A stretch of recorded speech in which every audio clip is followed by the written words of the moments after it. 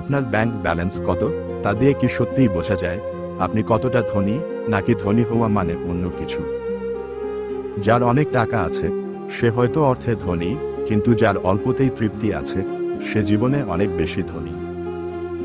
বড় বাড়ি, দামি গাড়ি, ব্র্যান্ডের পোশাক এসব মানুষকে সফল দেখাতে পারে, কিন্তু শান্তিতে ঘুমানোর মতো একটি মনই আসল সম্পদ।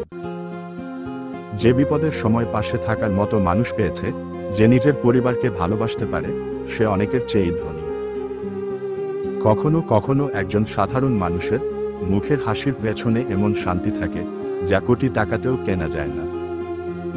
সত্যিকার ধনী সে নয় যার চাহিদার শেষ নেই, সত্যিকার ধনী সে যে যা পেয়েছে তার মূল্য বোঝে এবং কৃতজ্ঞ থাকতে জানে।